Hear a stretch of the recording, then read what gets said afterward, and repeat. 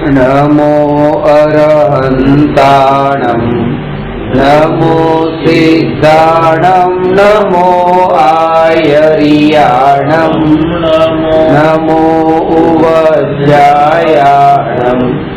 नमो लोये सर्वसम्।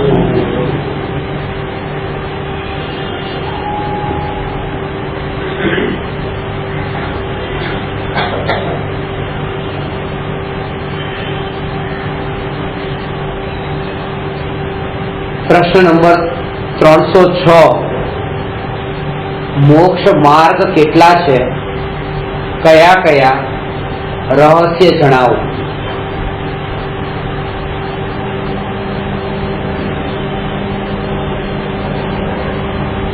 जवाब मोक्ष मार्ग एक ज छे, पण मोक्ष मार्गनुं निरूपण બે પ્રકારે કરવામાં આવ્યું છે। એક નિશ્ચય મોક્ષ માર્ગ, બીજો વ્યવહાર મોક્ષ માર્ગ।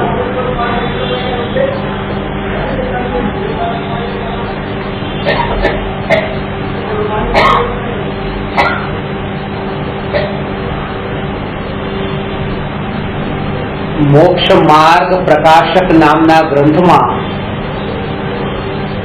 મોક્ષના માર્ગ પર પ્રકાશ નાખ્યો છે।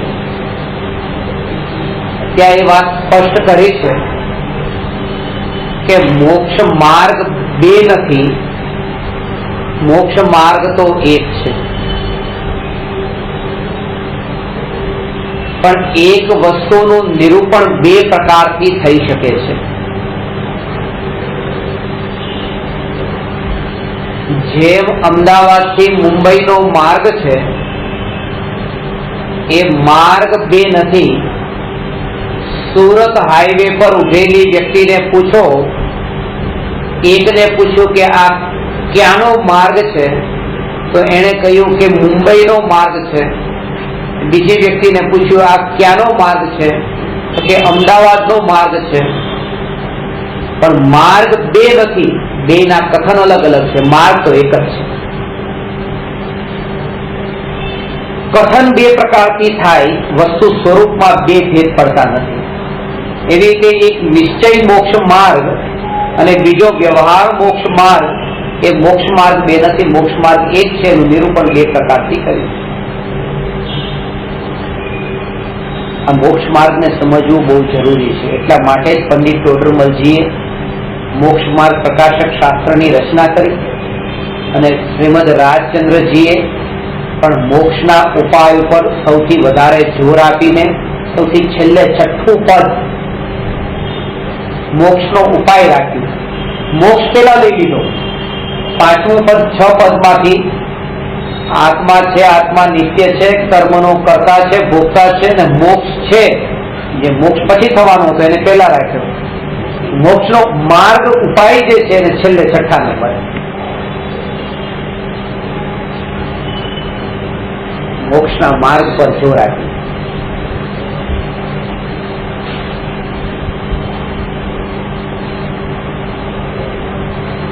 આત્મસિદ્ધિમાં બે સ્થાને મોક્ષ માર્ગ પર પ્રકાશ નાખ્યો છે। એક 36મી ગાથા છે।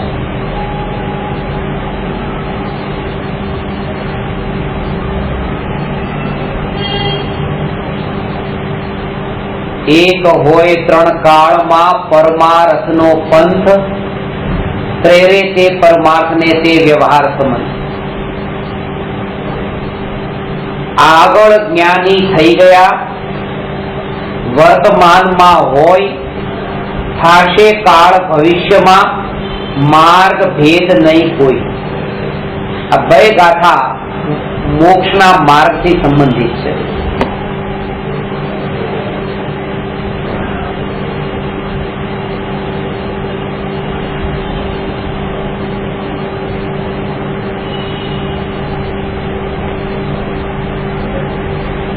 રાત્રિના અંધકારમાં રસ્તા બંધ થઈ જાય છે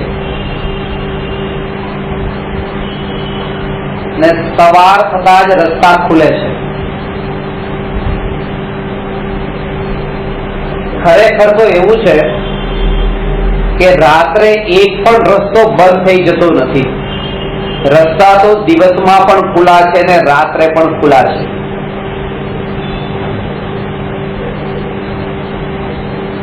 એ માર્ગ ઉપર સૂર્યના કિરણો જે પડતા હતા અને માર્ગ પ્રકાશિત થતો હતો કે જેથી લોકો એના પર ચાલી શકતા હતા. એ ચાલવાનું કામ હવે થતું નથી, કિરણો એના પર પડતા નથી. એટલે એમ કહેવામાં આવે કે રાત્રે રસ્તા બંધ થઈ જાય, સવાર થતા તે રસ્તાઓ ખુલે. પહેલાના જમાનામાં તો ચાલી ચાલીને જતા હતા બધે, કે બળદગાડી ને ઘોડાગાડી આ રીતે રસ્તા ખુલતા સવારમાં. કોઈ ઉપાય નતો,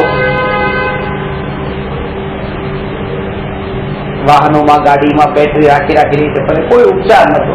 સવારના દિવસમાં વ્યવહાર. તો જે મોક્ષ માર્ગ છે એનું સ્વરૂપ પણ કંઈક એવું જ છે. સર્વજ્ઞ પરમાત્મા, તીર્થંકર પરમાત્મા જે સૂર્યના સ્થાને છે અને પરમાત્માની જે વાણી છે એ સૂર્યના કિરણોના સ્થાને છે. પરમાત્મા તો અહીંયા માર્ગને પ્રકાશવા આવતા નથી. પરમાત્માની વાણી એ મોક્ષ માર્ગનું નિરૂપણ કરે છે. પરમાત્મા તો પોતે પોતાની મસ્તીમાં મસ્ત છે. સૂર્ય તો પોતે પોતાનામાં લીન છે. સૂર્યના કિરણો માર્ગ પર આવે છે અને માર્ગને પ્રકાશિત કરે છે. આ મોક્ષ માર્ગ પ્રકાશક એનું નામ છે. માર્ગને પ્રકાશિત કરે. કૃપાળુજીએ પણ આ શબ્દોનો જ પ્રયોગ કર્યો છે કે હું કોઈ માર્ગને બનાવતો નથી, જે માર્ગ છે એને બતાવું છે. વર્તમાન આ કાળ મોક્ષ માર્ગ બહુ લોપ કીધું, મોટા ભાગે ઢંકાઈ ગયો છે, રહ્યો નથી. એમ નહીં,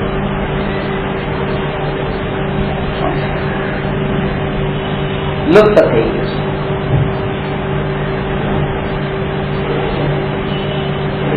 મોક્ષ માર્ગ બહુ લોપ, વિચારવા આત્માને ભાગ્યો અત અગોપ્ય. અહીંયા હું એને છુપાવ્યા વગર બિલકુલ જેમ છે તેમ પક્ષપાત વિના એનું નિરૂપણ કરું છું. હવે એ મોક્ષ માર્ગને ભાગ્યો છે એટલે કે એના પર પ્રકાશ નાખ્યો.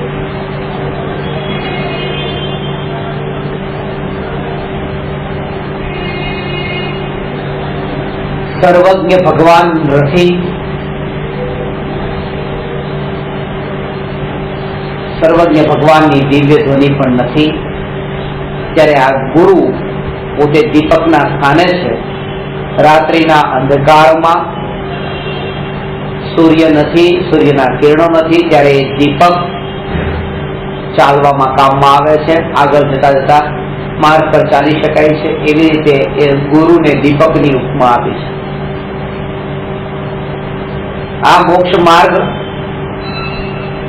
નું સ્વરૂપ ચાર અપેક્ષાએ આપણે સમજવાનું છે.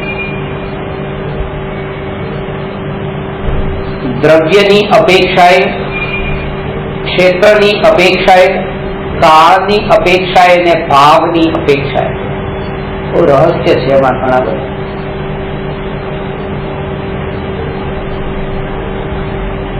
આત્માનું સ્વરૂપ ત્રણેય કાળમાં એક છે. તેથી આત્માના મોક્ષનું સ્વરૂપ પણ ત્રિકાળ એક છે. તેથી આત્માના મોક્ષના માર્ગનું સ્વરૂપ પણ ત્રિકાળ એક છે.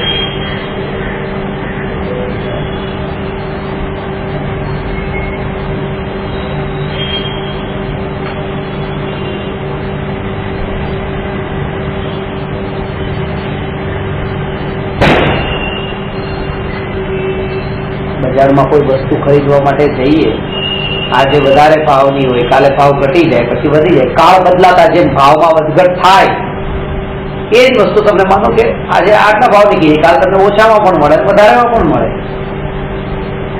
તો એમ કે કાળ બદલાતા પછી થોડોક મોક્ષ સસ્તો થઈ જતો હશે ને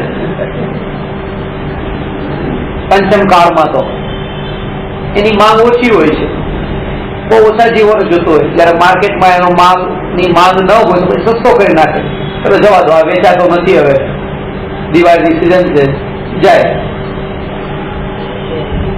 સેલ લગાવી દો. તો કે એવી રીતે અહીંયા પાંચમા કાળમાં આવું થતું હશે, થોડું સ્વરૂપ બદલાતું હશે.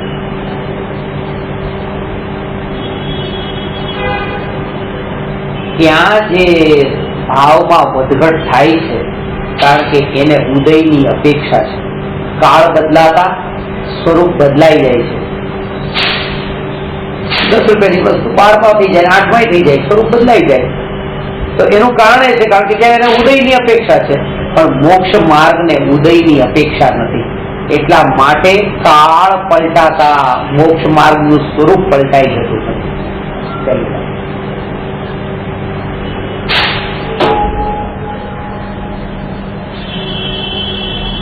દ્રવ્ય અપેક્ષા એ મોક્ષ માર્ગના સ્વરૂપમાં કોઈ ફરક નથી. આનો અર્થ એ છે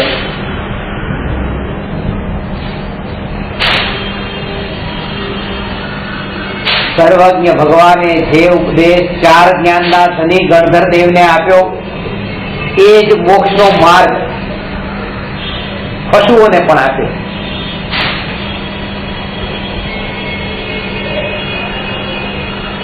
મોક્ષ માર્ગ એને પણ એવો જ બતાવ્યો કે તમારા માટે પણ મોક્ષ માર્ગ આ છે. મુનિઓને પણ એ જ બતાવ્યું કે મોક્ષ માર્ગ આ છે. બે માટે મોક્ષ માર્ગનું સ્વરૂપ અલગ અલગ બતાવ્યું.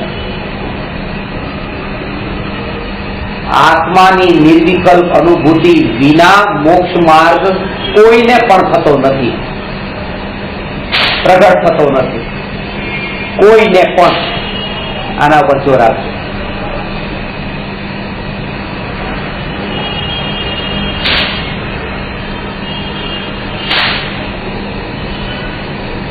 પહેલી વાત એ બતાવે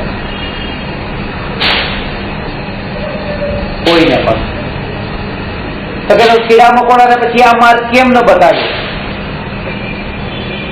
એટલા માટે ન બતાવ્યો કારણ કે કીડા મકોડા એ પૂછ્યો નતો, એને પૂછ્યો, એને બતાવ્યો.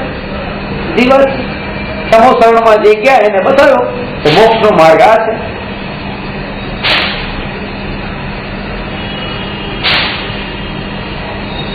મોક્ષનો માર્ગ છે.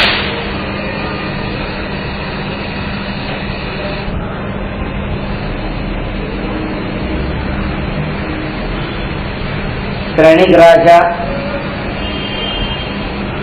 જયારે અહીંયા હતા ત્યારે આત્માની નિર્વિકલ્પ અનુભૂતિના જે ઘૂંટડા પીધા, જે આત્માની સાધના કરી. હવે નરકમાં કોઈ સાધના બીજી હશે કે એ જ આત્માની હશે?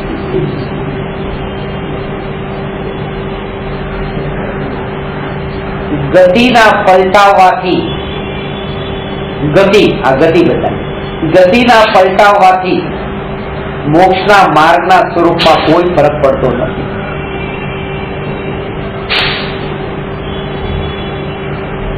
એટલું કહી દીધું કે નરક ગતિમાં ચોથા ગુણસ્થાનથી ઉપરનું ગુણસ્થાન નથી, પણ ત્યાં ગુણસ્થાન નું સ્વરૂપ થોડુંક ઢીલું રાખ્યું હોય અને નારકી છે ને, ચલો એના માટે થોડુંક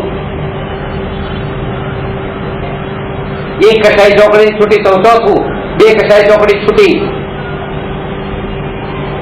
તો 5મું, પછી ત્યાં થોડું એમ રાખો ને 1.5 કસાઈ ચોકડી છૂટે તો સ્વરૂપમાં ફરક નહીં પડે.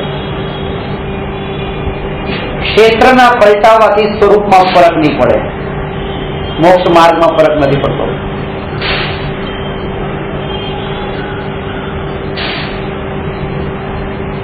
ગુરુદેવ એ વિદેશ ક્ષેત્રમાં જ્યાં હતા ત્યાં જે આત્માનું સ્વરૂપ સાંભળ્યું હતું એ સ્વરૂપ આ સમયસારમાંથી શોધ્યું, બહાર કાઢ્યું. કુંદકુંદ આચાર્ય જે વાણી વિદેશ ક્ષેત્રમાં સાંભળી હતી એ જ વાણી અહીંયા શાસ્ત્રોમાં લિપિબદ્ધ કરી. જો ક્ષેત્રના પલટવાથી મોક્ષ માર્ગના સ્વરૂપમાં ફરક હોત તો અહીંનું ભણેલું બધું વ્યર્થ ચાલે. કારણ કે આની પછી ક્યાં જશું?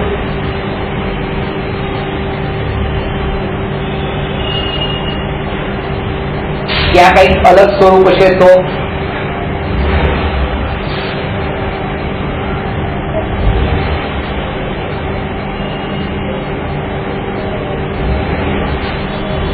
સ્વરૂપ કઈક અલગ હોય તો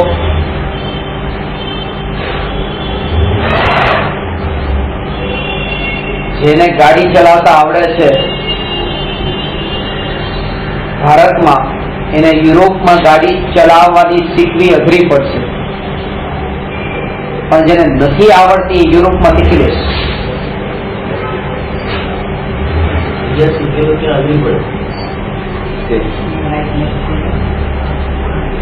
આ બાજુ ત્યાં બેસી ડ્રાઈવ કરવાનું છે, ત્યાં આ બાજુ બેસી ઊંધું છે. પેલા કઈક અંદરમાં એવું ભરાઈ ગયું છે, હવે બદલવું અને એ રૂપે ટ્રેન થવું અઘરું પડશે. એને બેઠો જ નથી ક્યારે, એને શીખવાનું છે. સીધું સરળ. સ્વરૂપ અલગ અલગ હોય તો તકલીફ પડે. અહીંનું મોક્ષ માર્ગનું સ્વરૂપ અલગ હોય, બીજી જગ્યાએ વિદેશ ક્ષેત્રમાં લેફ્ટ હેન્ડ ડ્રાઈવ હોય, તો એના કરતા તો અહીંયા ન સમજાવો તો વધારે સારું છે. અને ખાસ કરીને ગઢપરમાં તો સાંભળવું જ નહીં. આ મોટે મોટું છેલ્લી ઘડીએ કઈક એવું ભરી જવું કે પાછું ત્યાં કાઢવામાં તકલીફ પડે કે નહીં. ક્ષેત્રના પલટાવાથી મોક્ષ માર્ગનું સ્વરૂપ પલટાતું નથી. ખરેખર તો એ જ છે, આત્માનુભૂતિ વિના ક્યાંય પણ મોક્ષ માર્ગ નથી. આ ક્યાંય પણ એના ઉપર જો રાખવું જાય. આ બીજી વાત. પહેલામાં હતું આત્માનુભૂતિ વિના કોઈને પણ મોક્ષ માર્ગ નથી. અહીંયા આત્માનુભૂતિ વિના ક્યાંય પણ મોક્ષ માર્ગ નથી. પેલા વાત હતી દ્રવ્યની વાત હતી, આ વાત થઈ ક્ષેત્રની વાત. ત્રીજી વાત, કાળના પલટાવાથી મોક્ષ માર્ગનું સ્વરૂપ પલટાતું. જો એ પલટાઈ જતું હોત, આ વાત ખાસ વધારે જોર આપવાની છે. કારણ કે અત્યારે મોટા ભાગે ભ્રમણા આવા પ્રકારની કે કાળ અપેક્ષાએ કાળ નીચો આવ્યો એટલે થોડું કાળ થાય કેવી રીતે. પહેલા જમાનામાં જીન મંદિરોમાં ત્યાં એવી રીતે પૈસાના ઉઘરાવાની પેટી ભગવાનના દર્શન કરવા એની સામે નથી રખાતી. કારણ કે અત્યારે આ બધું તમે નહીં કરો તો આ મંદિરો જ ન બને, અને મંદિરો બનશે નહીં તો જૈન ધર્મ ટકશે કેવી રીતે? આ ટીવીમાં તમે જે મેચ જોવો છો, તમે એમ કહો કે વચ્ચે વચ્ચે એડવર્ટાઇઝ આવે જ નહીં, એકલી મેચ જ રાખો, તો મેચ જ એકલી રાખો તો મેચ આવશે જ નહીં બિલકુલ. કારણ કે એ જે ખર્ચો થાય છે મેચ બતાવવાનો, એ બધો એડવર્ટાઇઝ વાળા એમાંથી કરીને એને એડજસ્ટ કરેલો છે.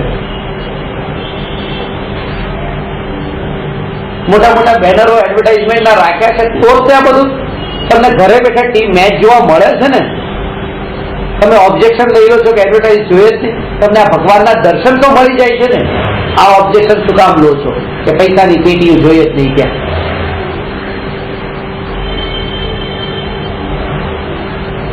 આવો પ્રશ્ન થાય. અને એ પ્રશ્ન જેને જેને થયો છે એને જ આ સ્વરૂપને અત્યાર સુધીમાં આટલું વિકૃત કરી દીધું છે.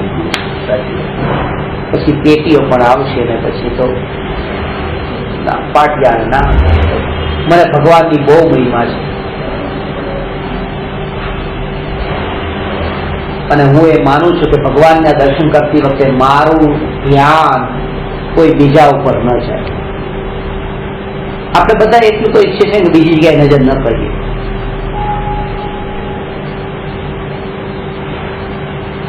જેની ઈચ્છા એ હોય કે ભગવાન સિવાય બીજે ક્યાંય ધ્યાન ન જાય, તો પછી એને એવો વિચાર કેમ આવે કે બીજાનું ધ્યાન મારા પર જાય? તો જ્યાં ત્યાં આદિનાથ ભગવાન લખ્યું છે ત્યાં બાજુમાં રમેશ ને સુરેશ લખાવાનો ભાવ કેમ આવે કે ભગવાનના દર્શન કરતા કરતા કોઈનું ધ્યાન મારા તરફ જાય તો કેમ જાય? આ ભાવ જેને આવ્યો છે એને ખરેખર ભગવાનની મહિમા નથી આવી.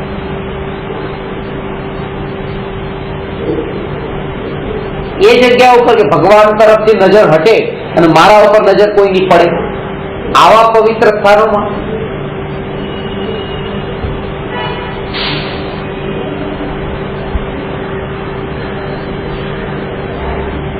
તો શું? તો કે શાસ્ત્રોમાં એ ઉલ્લેખ છે કે પંચમ કાળમાં જીન મંદિર ઘટતા જશે, દેરાસરો વધતા જશે. આ ઉલ્લેખ છે. આ બધું ઘટતા જશે. ભગવાનના નામે મંદિરની ઓળખાણ ઓછી થશે, દાનવીરોના નામે મંદિરની ઓળખાણો વધારે થશે. કયું મંદિર, કયું દેરાસર જે કહો છો?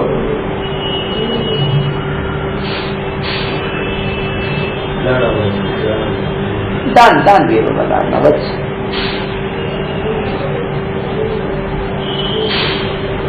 ભાઈ તો એમ જ હોય કે જે નિમિત્ત બન્યા એનું નિમિત્તની અપેક્ષા એ કથન થાય, પ્રેરણા મળે.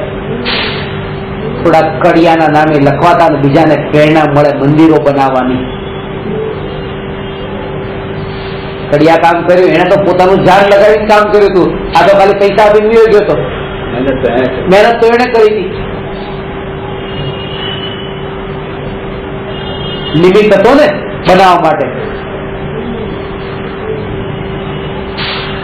મનુષ્ય બહુ ચાલાક છે, પોતાના અહંકારની પુષ્ટિ જેવી રીતે થાય એ રીતે કરવા માંગે છે, અને એમાંય ધર્મના નામે થતી હોય તો વધારે એને ગમે છે કે ધર્મનો ધર્મ પણ થઈ ગયો અને પોતાની પ્રસિદ્ધિ પણ થઈ ગઈ. એટલા માટે આ વાત ખાસ યાદ રહે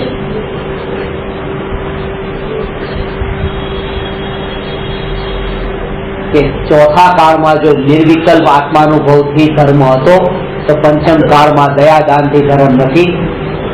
આત્માનુભૂતિ વિના ક્યારેય પણ ધર્મ થતો નથી. આ ત્રીજી વાત.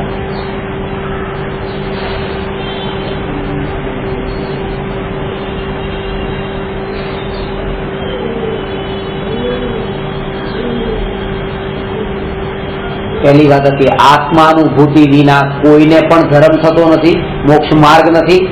આત્માનુભૂતિ વિના ક્યાંય પણ મોક્ષ માર્ગ નથી. આત્માનુભૂતિ વિના ક્યારેય પણ મોક્ષ માર્ગ નથી. આ દ્રવ્ય ક્ષેત્ર અને કાળની વાત છે. કાળના પલટાવાથી ધર્મનું સ્વરૂપ નહીં પલટાય.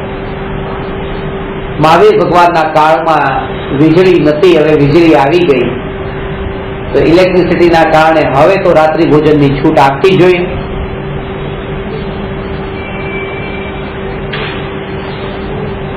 કારણ કે હવે તો રાત્રે પણ એટલો પ્રકાશ કે તમને સ્પષ્ટ દેખાય, જેવી જંતુ તમને દિવસમાં અત્યારે ન દેખાતા વાત. તમે એવી 5 સ્ટાર હોટલોમાં તમે જો તમને એમ લાગે કે બધું ચોખ્ખે ચોખ્ખું દેખાય. હવે શું કામ રાત્રિ ભોજનની ના? સવારના ગયા હોય ઘડિયાળમાં જોયું, સાંજ પડી જાય ખબર ન પડે કે રાત પડી છે કે ત્યાં, તો બહાર નીકળ્યા ત્યારે અંધારું જોયું ખબર પડી. આવું અંધારું થઈ ગયું.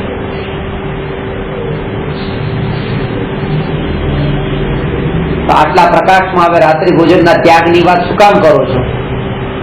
પ્રકાશ આવી ગયો, ભગવાનના સમયમાં નહોતો પ્રકાશ. એવો વિચાર પણ જીવ પોતાની બુદ્ધિથી જ કરે છે, પોતાની બુદ્ધિથી.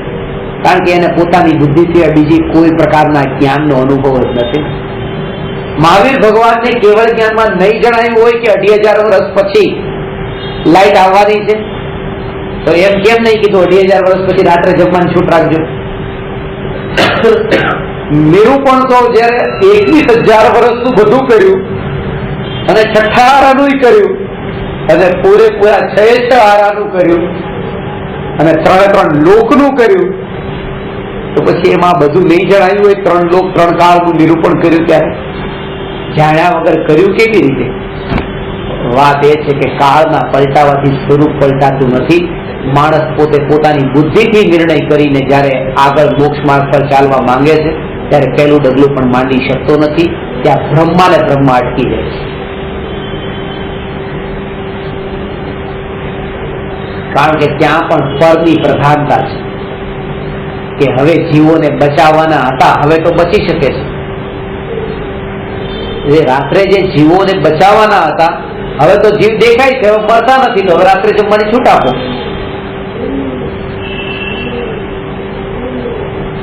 ખાસ વાત એ છે કે એ જીવોના મરવા બચવા સાથે રાત્રિ ભોજનનો સંબંધ પછી છે, બીજા નંબરે છે. પહેલા નંબરે પોતાના આત્માના ઘાત સાથે છે. તમે ગમે ત્યારે રાત્રે જમો, પ્રકાશમાં જમો, પણ એ સમયે પ્રકાશમાં સૂર્યપ્રકાશની તો ગેરહાજરી છે, અને સૂર્યપ્રકાશની ગેરહાજરીમાં વાતાવરણમાં ઓક્સિજનનું પ્રમાણ ઘટી જાય છે, અને શરીરમાં જે ભોજન ગયું છે એને પચવા માટે ઓક્સિજનની જરૂર સૌથી વધારે છે, અને ઓક્સિજન ન હોવાના કારણે ખોરાક પચતો નથી. ન પચેલો ખોરાક સીધો જ અસર કરે છે વિચારોને, અને જે વિચારોમાં જે અંદરમાં સ્થિરતા, બેચેની, પ્રમાદ, આળસ, એ જે વિચારોમાં જે હવે જે અસર થઈ છે આ રાત્રિ ભોજનથી, એટલા માટે કીધું બીજા જીવોને બચાવવા માટે નહીં, સ્વરૂપનું ચિંતન કરવા માટે, ત્રિકાળી ધ્રુવ ભગવાન આત્માના ચિંતન માટે આ ભોજન તમને બાધક બનનારું છે. પોતાના પર કરુણા કરીને રાત્રિ ભોજન નહીં કરતા, એના માટેના બંધન થશે. કે પછી કોઈ પણ કાળ હોય, લાઈટ હોય કે લાઈટ ન હોય, વાત એ છે સમય સાથે એનો સંબંધ નથી. ઘણા તો સમય લે 7 વાગ્યા પછી નહીં, સૂર્ય પ્રકાશ સાથે. એટલે જે યુરોપના દેશોમાં તમે જો હો તો ક્યારેક 3 વાગે 4 વાગે પણ દિવસ આથમી જાય છે, અને રાત્રે 10 થી 11 વાગ્યા સુધી પણ દિવસ હોય છે. સૂર્યપ્રકાશ સાથે સંબંધ છે, છૂટ છે તમને.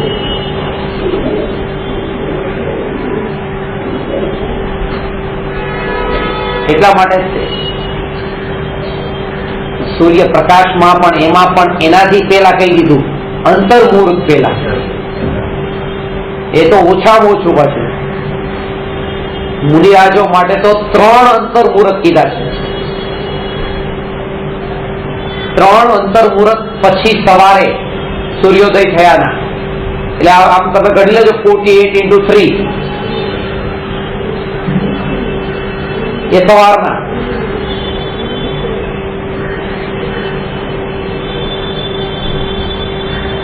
અને સાંજે સૂર્યાસ્ત પહેલા 3 અંતર્મુહૂર્ત. એની વચ્ચે તે આહાર લઈ શકે.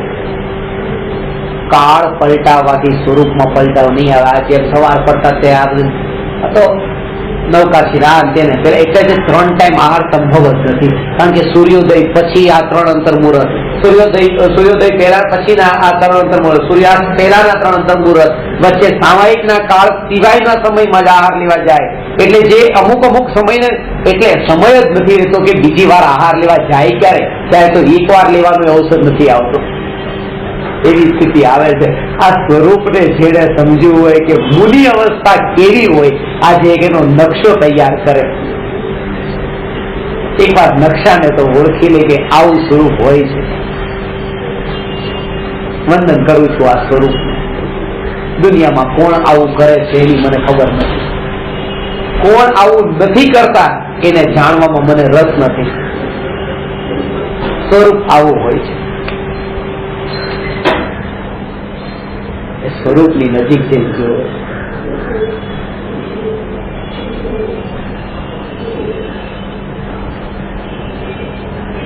નમો લોહી સવ સાહુ. આ સ્વરૂપને નમસ્કાર કરું છું. નમો લોહી સવ ઉજ્જાયાણમ. આ સ્વરૂપને નમસ્કાર કરું છું. નમો લોહી સવ આઈરિયાણમ. આ સ્વરૂપને નમસ્કાર કરું છું. આ મોક્ષ માર્ગને નમસ્કાર કરું છું, કારણ કે આ તો ચાલતો ફરતો મોક્ષ માર્ગ છે. મોક્ષ માર્ગ કોઈ જગ્યાનું નામ નથી. જો અરિહંત અને સિદ્ધને મુક્ત અવસ્થા આપણે કહીએ છીએ કે ભાવોથી મુક્ત થયા છે, તો એ મોક્ષ જે છે એ મોક્ષના માર્ગ પર જે લાગેલા છે એ સાક્ષાત મોક્ષ માર્ગ છે. કાળના પલટવાથી મોક્ષ માર્ગના સ્વરૂપમાં ફરક પડતો નથી, પલટાવ આવતો નથી. કાળ પલટાય, મોક્ષ માર્ગ ન પલટાય.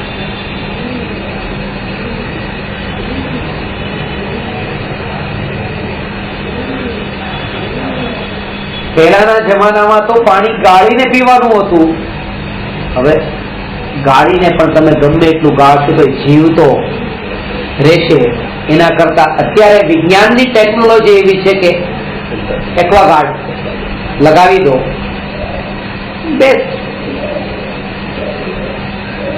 એક્વાગાર્ડ, એમાં જેટલું પાણી ગળાઈને આવશે, ફિલ્ડ થઈને આવશે, બિલકુલ આ તમારા કપડાના ગળામાં નહીં આવે. પણ અહીંયા કે છે કાળના પલટાવાથી સ્વરૂપ પલટાતું નથી. કપડું જ જોશે, એક્વાગાર્ડ કામમાં નહીં આવે. કારણ કે જે વિધિ તો એ છે કે જે કપડાઓને વડે તમે પાણી ગાળ્યું છે એ કપડામાં જે ઉપર જે જીવ રહી ગયા છે એને ઊંધું કરીને પાછું એ જ કૂવામાં નાખવાનું છે. એક્વાગાર્ડમાં આવી પ્રોસેસ થતી નથી. એટલા માટે એક્વાગાર્ડ કામમાં નહીં આવે, આ કપડું જ જોશે. કાળના પલટાવાથી સ્વરૂપમાં કોઈ પલટાવ આવતો નથી. એક જ થઈ શકે છે કે આવું સ્વરૂપ જે કહ્યું છે એને પાળનારાની સંખ્યા ઘટશે. સ્વરૂપમાં ફરક નહીં પડે. સમજનારા ઓછા હશે, પાળનારા તો એનાથી ઓછા હશે. સ્વરૂપ આ છે.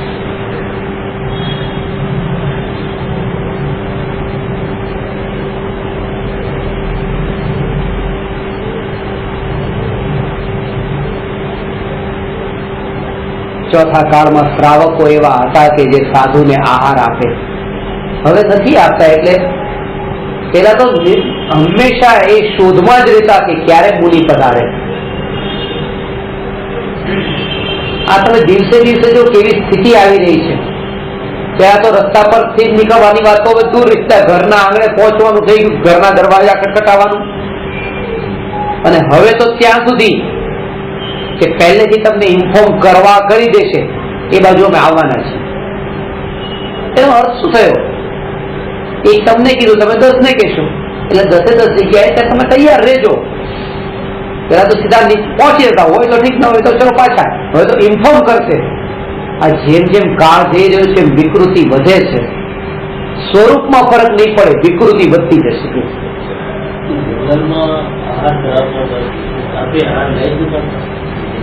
એ ત્યાં સહજ રૂપે એવો યોગ હોય એવું નથી. એ પોતે ત્યાં આવી રીતે લઈને જતા હતા. જે આહાર જે વનમાં થતો હતો એ ના પોતાના માટે નહીં, એ શ્રાવક પણ મુનિને વનમાં આહાર આપી દેતા. વનમાં પોતા માટે લઈ જતા તો પોતા માટે લઈ પણ નતા જતા. પોતા માટે લઈ જતા હતા તો એ રીતે આહાર આપી જ ન શકે. એ તો સ્થિતિ એવી હતી કે રામ, સીતા ને લક્ષ્મણ વનમાં છે.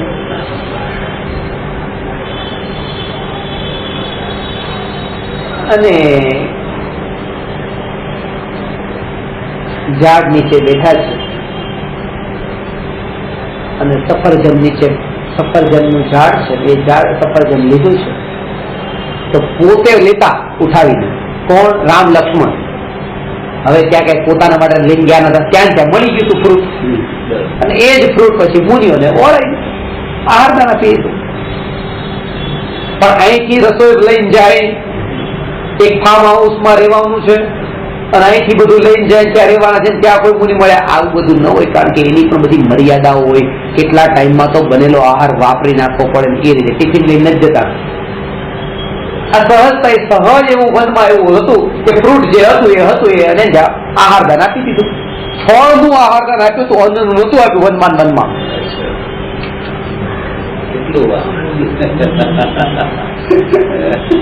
આ ફોટોગ્રાફ ત્યાં મૂકવાનો છે. જ્યાં ખાસ લખ્યું છે કે મુનિનો આહાર વનમાં હોય છે, વનમાં આવો હોય છે અને આવા થકી હોય છે. સંવેગ દ્રષ્ટિ તો હતા પણ અચૌર્ય અણુવ્રતે નતું ને મહાવ્રતે નતું, તો ફળને લઈ લીધું. પણ મુનિને તો અચૌર્ય મહાવ્રત હતું એટલે ઉઠાવ્યું નહીં. એટલા માટે ત્યાં કેરી પડેલી હોય તો એ લેશે નહીં, સફરજન ને લેશે નહીં. કે ભલે 5 કિલોમીટર દૂર ચાલીને જાય પણ કોઈના ઘરે જશે ત્યાં એવી રીતે લેશે આહાર મુનિ. અહીંયા આટલા જીવ પગ નીચે મર્યા, એની કરતા એને સફરજન ખાઈ લેવું હતું નહીં. આ વ્રત હતું, અચૌર્ય મહાવ્રત હતું. આ કેરી નહીં લેવાય અને ત્યાં જઈને લેશે. 48 મિનિટ પછી જ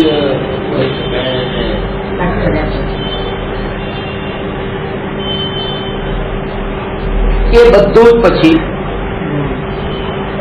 આ રામનું કામ હતું, એમ એ બધું પછી લક્ષ્મણનું કામ હતું. આ કાપો આ તે બધું એના વિકલ્પ, મૂલી ક્યાં બધાના વિકલ્પમાં પડે. એક સાધારણ વ્યક્તિ ખરેખર આ તો જમતી વખતે રોટલીનું બટકું તોડવું પડે ત્યારે એમ લાગે આ તોડ્યા વગર એ બધું અંદર પતી જતું, ક્યાં આમાં પડવાનું. આ ક્રિયા એટલે શું કામ? આ જીભ થકીના અંદર આને જરૂર છે, અહીંયા શું કામ? સાધારણ વ્યક્તિ જો આ થાય તો મૂડીની સ્થિતિ પર અલૌકિક હોય છે. કાળના પલટાવાથી સ્વરૂપ પલટાતું નથી, પણ કાળના પલટાવાથી સ્વરૂપનું નિરૂપણ પલટાઈ જાય છે. એક્સપ્લેનેશન, એનું પ્રેઝન્ટેશન જે રીતે થાય છે કે આવું આવું કાળ પલટાયો એટલે કાળના પલટાવાથી સ્વરૂપ પલટાય. આવું કાળના પલટાવાથી જરૂર થાય. કાળ પલટાય એટલે સ્વરૂપ પલટાય એવું ક્યારે થાય? આવું કથન કોઈ ક્યારે કરે? કાળ પલટાય ત્યારે. ચોથા કાળમાં આવું કોઈ નતું કરે.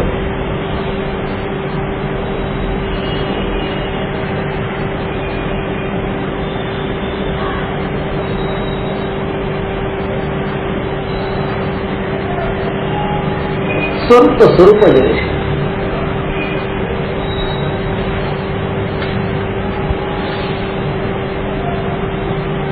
સ્વરૂપ સ્વરૂપ રહેશે. આગનો સ્વભાવ જેમ છે કે ઉષ્ણ છે, ઉષ્ણ હોય કે આગ હોય, પાંચમા કાળમાં હોય કે છઠ્ઠા કાળમાં હોય. પાણીનો સ્વભાવ શીતળ છે તો શીતળ સ્વભાવી જ પાણી હોય. આગનો સ્વભાવ નીચેથી ઉપર તરફ જવાનો છે એ કોઈ પણ કાળ હોય. પાણીનો સ્વભાવ ઉપરથી નીચે તરફ વહેવાનો છે એ કોઈ પણ કાળ હોય. હવાનો સ્વભાવ આડું વહેવાનો છે એ કોઈ પણ કાળ હોય. આગ, પાણી ને હવા પોતાના સ્વભાવને કાળ પલટાવાથી બદલાવતા નથી.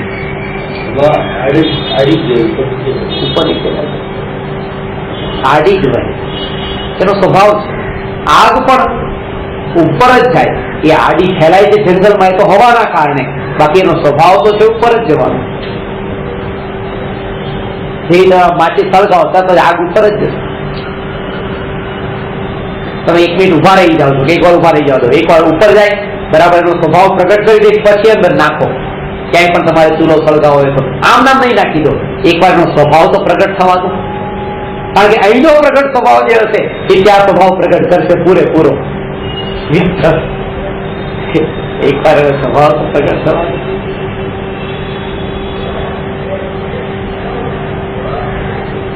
સ્વરૂપ એટલું સૂક્ષ્મ છે કે તમને જો આ સ્વરૂપમાં અંદરમાં એટલી અંદરમાં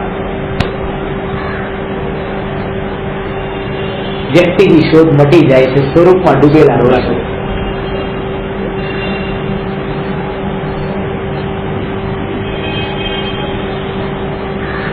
ગુરુદેવ ખરેખર કે કાને પડવું દુર્લભ છે. આ સ્વરૂપ મુનિ તો મળે ત્યારે મળે કે આ સ્વરૂપ કે મળ્યું એ કાને પડવું દુર્લભ છે. જે કે છે કે કાળના પલટાવાથી સ્વરૂપ પલટાતું નથી.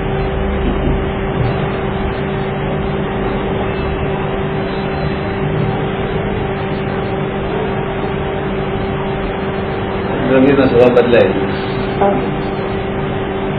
4 હાથ જમીન દેખીને મુનિ ચાલે છે, પણ ગડપણ આવી ગયું છે. હવે આંખેથી દેખાતું નથી તો 2 હાથ કેવું હતું ને પછી એમાં કેમ 2 હાથ નહીં કીધું? એમાં કેમ 3.5 હાથે કેમ ન કીધું? 4 હાથ જ લખ્યું કે હવે દેખાતું નથી તો બસ એક જગ્યાએ બેસશે. પછી કારણ કે દેખાતું હતું ને ત્યાં સુધી વિહાર તો એટલે કરવાનો હતો કારણ કે દેખાતું હતું. અહીંયા આ ભાઈ દેખાતા હતા, આ ભાઈ દેખાતા હતા, આ ભાઈ દેખાતા હતા, તો રાગ દ્વેષ થતા હતા કે છોડી નીકળો. હવે એમાં વધારે સંબંધો બંધાઈ ન જાય.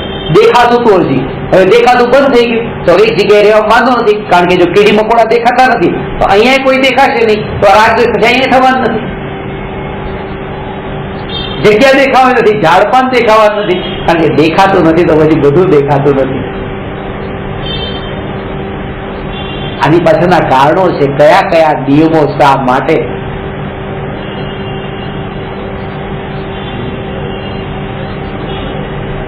પરનું પ્રયોજન નથી. ત્યાં પરની તો વાત આવી ત્યાં તે ધર્મ છૂટ્યો. આ માઇક જેટલા વપરાય છે એ મને બીજાને સંભળાતું નથી એટલે વાપરજો. વાપરો, તમે ચોક્કસ વાપરો.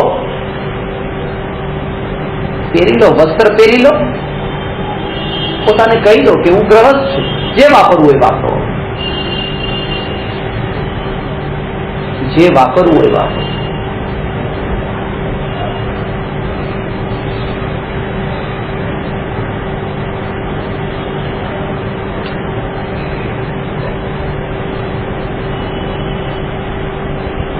કાળના પલટાવાથી સ્વરૂપ પલટાતું હોય. હવે એક વાત છે, આ ભાવના પલટાવાથી, એ ભાવની વાત થોડી સૂક્ષ્મ છે, એ આવતીકાલે. નમો અરહંતાણં નમો સિદ્ધાણં નમો આયર્યાણં નમો ઉવર્જાયાણં નમો લોહે સવસા